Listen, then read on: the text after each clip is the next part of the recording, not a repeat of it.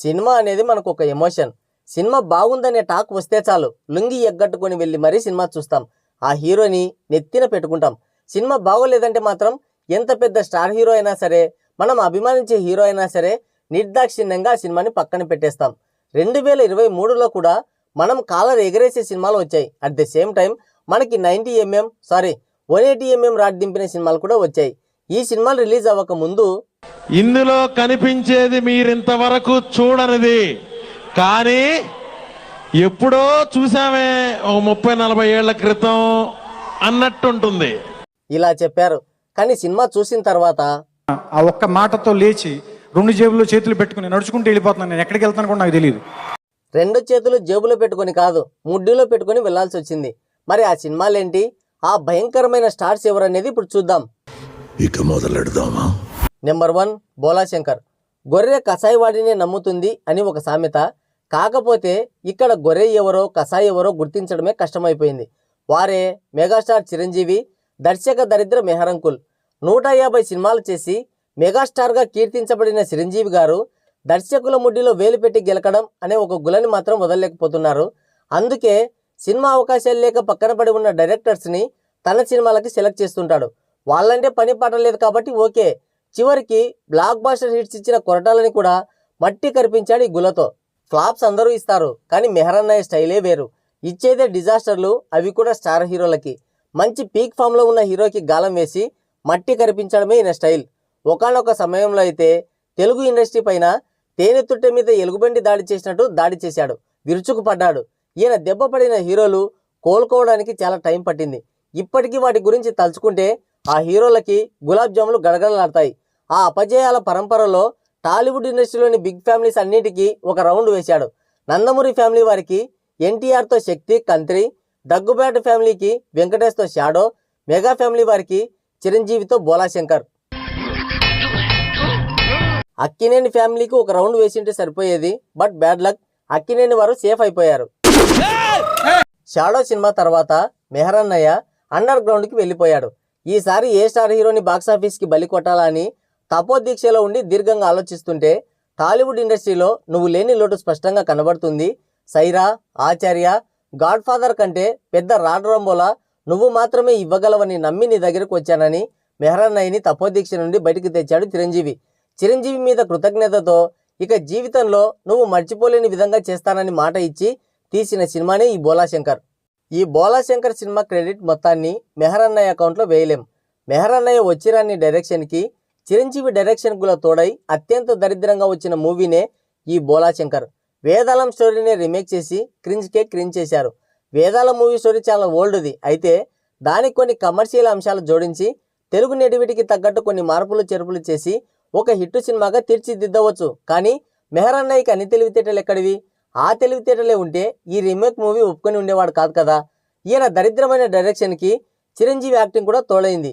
ఈయన dialogue delivery, ఆ ముడతల expressions, ఆ స్లాంగు, శ్రీముఖితో రొమాన్సు, ముఖ్యంగా ఆ ఖుషి మూవీ నడుము సీన్ని రీక్రియేట్ చేసేటప్పుడు చూడాలి చిరంజీవి ఎక్స్ప్రెషన్స్.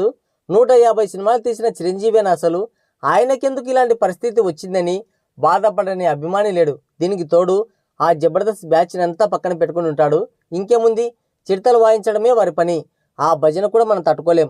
మరీ ముఖ్యంగా Tamannaah voice and acting. Interval scene అనుకుంటా, అది సరిగ్గా నాకు గుర్తులేదు. చిరంజీవి తన చెల్లెల కోసం వచ్చిన విలన్స్ని నరికి పారేస్తుంటాడు. సడన్గా వెనుక నుంచి తమన్నా ఆంటీ వచ్చి చూస్తుంది. అప్పుడు తమన్నా చిరంజీవి మధ్య వచ్చే కన్వర్జేషన్ నాకు బాగా గుర్తు. చిరంజీవి యాక్టింగ్ కాదు, నిజంగానే ఆయాసపడుతుంటాడు.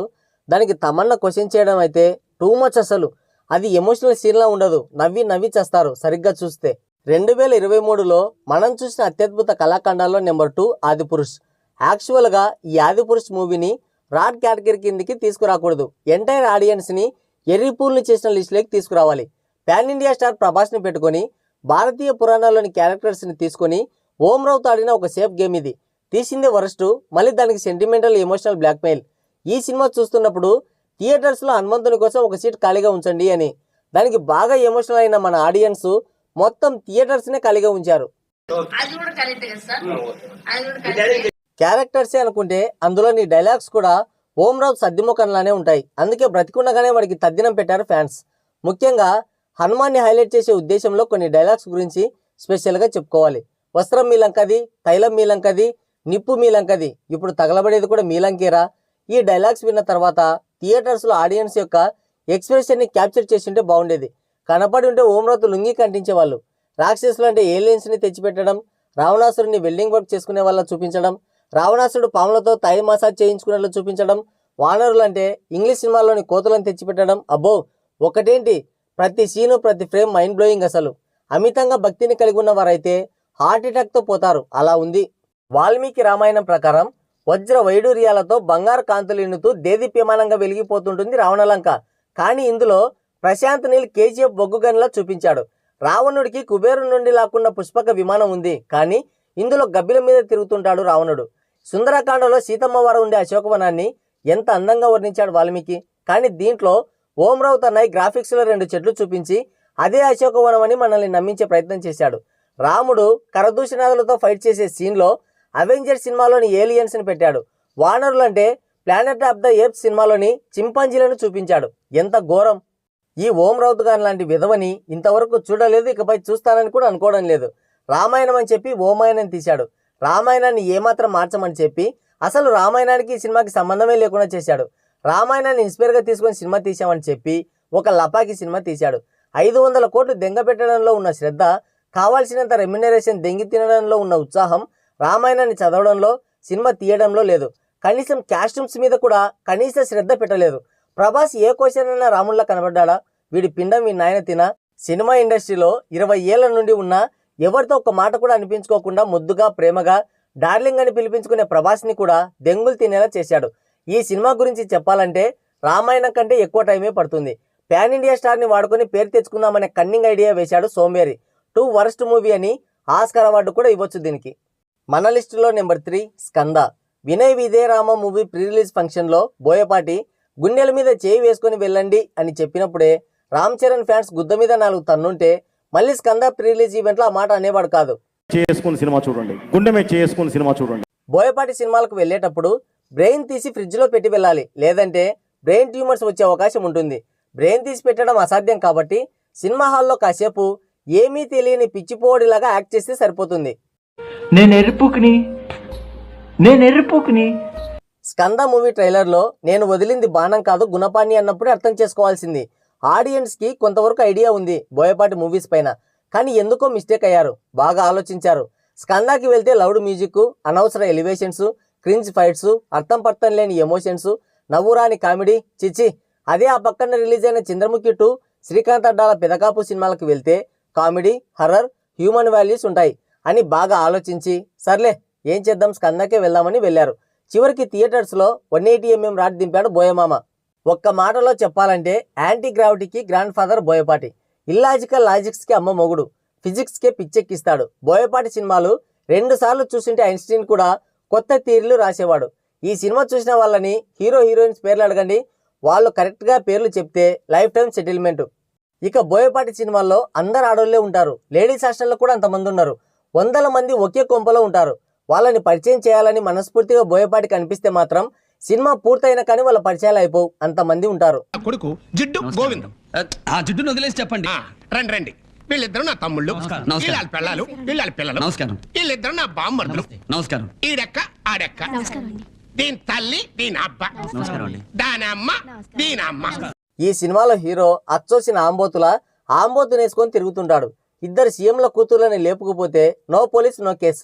పైగా హీరో వాళ్ళ నాన్న ఆవకాయ పచ్చళ్ళు తీసుకెళ్లి విలన్స్కి ఇస్తాడు.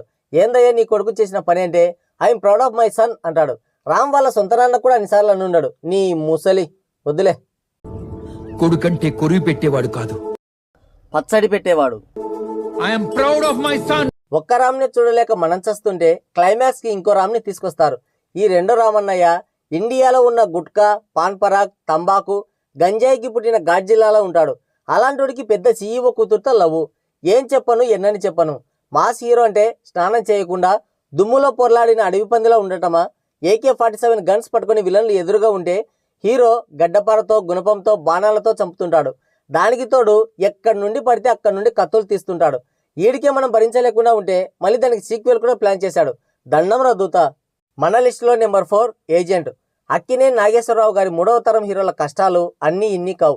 ఆయన చనిపోయాడు కాబట్టి సరిపోయింది, కానీ లేదంటే వీళ్ళని చూసి రాస్కెల్స్ అని మూతి మీద 4 పీకేవాడు. అఖిల్ మూవీ నుండి ఏజెంట్ వరకు అఖిల్ అన్నయ్యకి ఎన్ని జాకీలేసి లేపినా లాభం లేకుండా పోయింది. అన్నయ్య లేగడం లేదు, అన్నయ్యకి లేగడం లేదు. ట్రైలర్లో బాగా గట్టిగా అరిచాడు. సినిమా చూసిన తర్వాత ఆడియన్స్ అరవడం కాదు, మొత్తుకున్నారు. తలా తోకలేని స్టోరీ అంటే ఏమో అనుకున్నా, కానీ దానికి పర్ఫెక్ట్ ఎగ్జాంపుల్ ఈ సినిమా. అయ్యగారు చుక్కలు చూపించారు. నాకు తెలిసి ఫస్ట్ షాట్ వరకు సురేందర్ రెడ్డి తీసుంటాడు. ఆ తర్వాత నుండి పెద్దయ్య గారు, బిగ్ బాస్ నాగార్జున తీసుంటాడు. ఎన్నిసార్లు లాంచ్ చేసినా అయ్యగారికి పొగ వస్తుందే తప్ప ఇంకేం ఉపయోగం లేదు. చెత్త సినిమా కాదు ఇది, చెత్తలో సినిమా. అఖిల్ బాబు శిశింద్రికి సీక్వెల్ తీస్తే బాగుంటుందేమో. చిరంజీవి, నాగార్జున లాంటి ఏజ్డ్ పర్సన్స్ కాలేజీ కుర్రాళ్ళ సినిమా తీస్తే చూడడానికి ఎంత ఎబ్బెట్టుగా ఉంటుందో, ఇలాంటి యంగ్ హీరోలు ఇలాంటి మాస్ సినిమాలు తీస్తే ఇలాగే ఉంటుంది. ఊరికే మాస్ మాస్ మాస్ మాస్ అంటే సరిపోదు. దానికి perfect story, elevations, screen play, songs అన్నీ కుదరాలి. అంతేకాని ఊరికే చెవి కోసిన మేకలు అరిస్తే ఏమొస్తుంది? ఈ బొగడా సినిమాకి పాప మమ్ముటిని కూడా మట్టిలో కలిపారు. మన లిస్టులో ఫైనల్గా ఎక్స్ట్రాడినరీ మ్యాన్. 2023లో ఎన్నో షాకులు తగిలాయి, షాకుల మీద షాకులు. వాటన్నింటిని మరిపించే బాధ్యత నితిన్ అన్నయ్య తీసుకున్నాడు. దీనంతా దరిద్రపు కొట్టు సినిమా ఇంకోటి రాదేమో అనేలా తీశాడు. ఒక్కంతం వంశీ అన్నయ్య రైటర్ నుండి డైరెక్టర్ అయిపోదాం అనుకున్నాడు, కానీ అదంత ఈజీ కాదని ఈ పాటికి అర్థమై ఉండాలి. త్రివిక్రమ్ ఇన్స్పిరేషన్తో తీశాడు, కానీ పెద్ద రాడ్ పడింది. ట్రైలర్ చూసినప్పుడు ఎక్కడో చిన్న హోప్ ఉండేది. మరీ ఇంత దరిద్రంగా ఉంటుందని ఎక్స్పెక్ట్ చేయలేదు. చెత్త movie of the decade award ఇవ్వచ్చు. ఈ సినిమాలో హీరో చేయని క్యారెక్టరే ఉండదు. సినిమాలో ఒక జూనియర్ ఆర్టిస్టు, ఒక సీఈఓ, ఒక పోలీసు, ఒక అండర్ కవరు. ఆ విలన్ గాడైతే వాడి గురించి ఏం చెప్పాలో కూడా నాకు తెలియడం లేదు. వాడు మాట్లాడే స్లాంగ్ ఏంటో 4 సార్లు చూసినా నాకు అర్థం కాలేదు. అన్ని సినిమాల రెఫరెన్సెస్ని వాడారు. స్పూఫ్ అంటే ఎంతవరకు? అలా అంటే జబర్దస్త్ చూసినా సరిపోతుంది, లేదంటే అదే సినిమాని మళ్ళీ మళ్ళీ చూస్తే సరిపోయే. అంతా సెన్స్లెస్, మినిమం కామన్ సెన్స్ లేకుండా సినిమా తీశారు. దానికి తోడు సెకండ్ హాఫ్లో ఆ పోలీస్ స్టేషన్ సీన్, మళ్ళీ దాంట్లో ఆ వర్స్ట్ సాంగ్ ఒకటి. మరీ అంత దిగజారిపోవాలా? అంటే ఎంత దిగజారిపోతే అంత కామెడీ అనుకున్నారేమో. ఇక జీవిత రాజశేఖర్ గారు ఎందుకున్నారో మరి కనీసం ఆ జీవిత కన్నా తెలుసో లేదో. 2023లో నేను ఫేస్ చేసిన వాటిలో రాడ్రంబోల మూవీస్ ఇవే. నేను ఇంకా ఏమైనా మర్చిపోయింటే కింద కామెంట్ చేయండి. సో ఇది వీడియో. ఈ వీడియో పైన మీ అమూల్యమైన అభిప్రాయాన్ని కింద కామెంట్ సెక్షన్లో కామెంట్ చేయండి.